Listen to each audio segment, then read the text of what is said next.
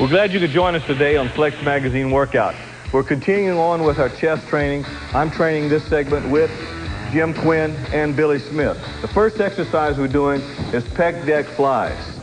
This is a kind of a specialty movement that you can accomplish either with a machine or with dumbbells. How do you feel about this exercise? Do you normally include this in your routine? We vary the exercises all the time.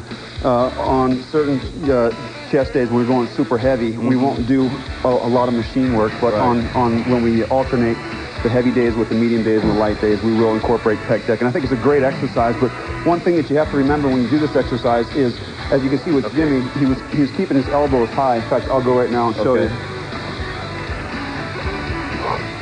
With this exercise, in order to get maximum stimulation in the pecs, you want to make sure that the elbows stay up and in a straight line. Keep the wrist turned in and contract the pecs all the way through the motion. Keep the back arched. And you want to concentrate on pushing from the inside of the elbows.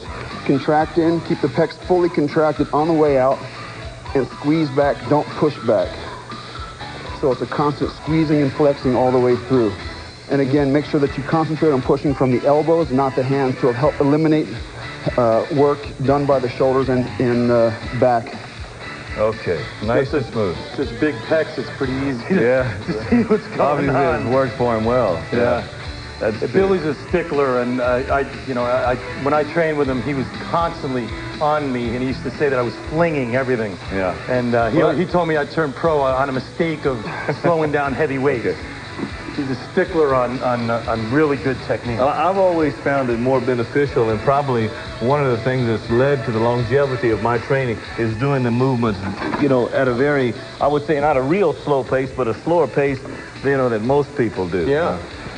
Yeah, we train pretty slow, especially the negative, and Billy's big on teaching people to hold the contraction of the muscle and then squeezing at the top. And our rep speed is pretty slow, but the heavier you train, the stricter and more meticulously you have to train. Otherwise, you're going to get hurt.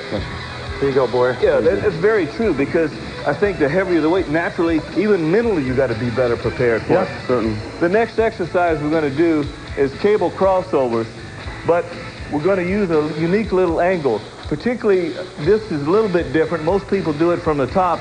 We're going to use cable crossovers from the bottom, which is going to stimulate and affect the upper chest area. Push me about 35. 35, yeah. You got it. There you go, boy. Thank you. Oh. Okay, boy, let's see it. I've never seen that one before. One of those old tricks you picked up, huh? Yeah, this really affects the upper pec area and even where it ties into the deltoid. Yeah. That everybody always does it, the usual... from top to bottom. Basic top to bottom way. And we got a little bit of a trick when we stand forward in the rack to give a better stretch, but I've never seen that one. Let's see Billy with the technique guy do it. This is something I've never tried before, but it looks really effective. And like we mentioned earlier, exercise variation is key in keeping the body from adapting to the same workload all the time. So you want to make sure that you always vary your exercises. Is this high enough, and then actually just kind of cross them at the top. You'll notice that the higher you can get it up, the more it's going to affect the upper pec area. So you can see the upper pec come into play at the top. That's it. Yeah. This is a good exercise to use, particularly from the fact that using cables keeps a constant tension on the muscle at all times. It looks like by doing this angle that you're taking a lot of the deltoid out of it. Yes, you are.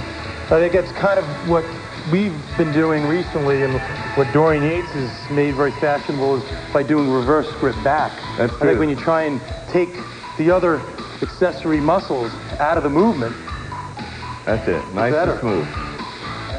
Again, this is a specialty isolation movement, but it's very effective for isolating the upper pec area. This exercise works well with the next exercise that we're going to do coming right up, which is incline press. That's it. That feels good. Yeah. Never done this. Good. Learn something new every day. Okay. All right. The last exercise we're going to do in our chest program today is incline dumbbell press. Actually, the flies work as a good exercise to pre-exhaust the upper chest area for the bench press. Who wants to go? You want to hop in there? Yeah, well, let me rest. Billy, go ahead. Well, you know, people always ask about, you know, how many sets and how many reps.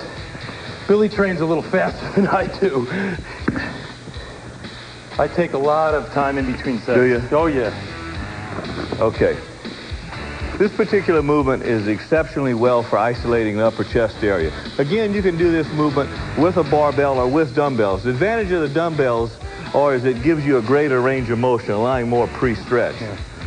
Do you use this movement as far as the dumbbells versus the barbell more on the incline press in your exercise routine? I do Smith machine incline with the barbell, and then I do a lot of dumbbell incline, and then I do some accessory machines, but I like the dumbbells better.